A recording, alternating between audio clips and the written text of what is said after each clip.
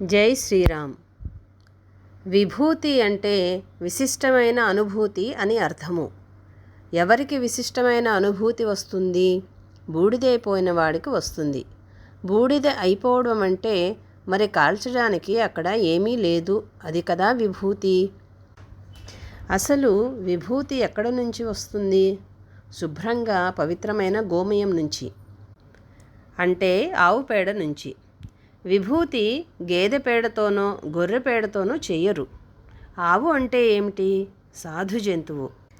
ఆవు పేడ ఎక్కడ వేస్తే అక్కడ పొలాలు బాగా పండుతాయని ఇప్పుడు కనుక్కున్నారు. మన వాళ్ళు ఎప్పుడో చెప్పారనుకోండి.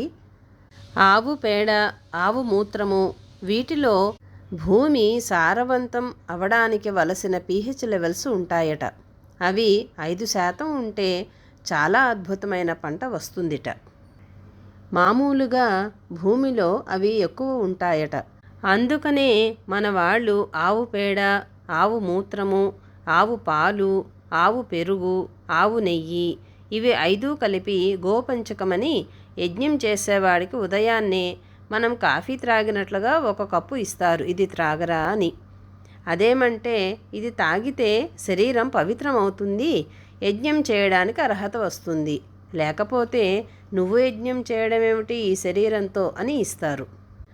మనవాళ్ళు వీడు చెప్పాడు తప్పదు అని ముక్కు మూసేసుకుని త్రాగుతారు.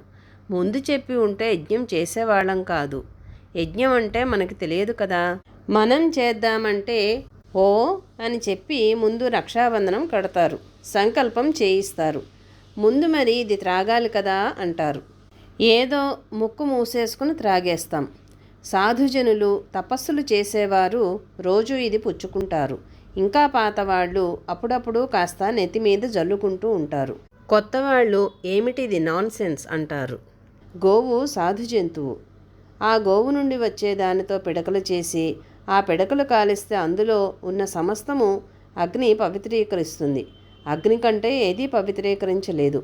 ఏదన్నా కాల్చేస్తే మిగిలిపోయినది పరమ పవిత్రమైనదన్నమాట. కాలకుండా మిగిలినదని కదా సీతాదేవికి అగ్ని పరీక్ష. అగ్నిలో పెట్టి వెళ్ళిపోమ్మంటే ఆమె మళ్ళీ అందులో నుండి ఇంటాక్ట్ బయటికి వచ్చేసింది. ఎందుకని వచ్చింది? అగ్ని చేత కాల్చబడలేని పవిత్రత కలిగినది కావడం చేత. ఏది కాల్చబడదు అగ్ని చేత? కేవలము జీవాత్మ మాత్రమే, ఆకాశం మాత్రమే. జై శ్రీరామ్.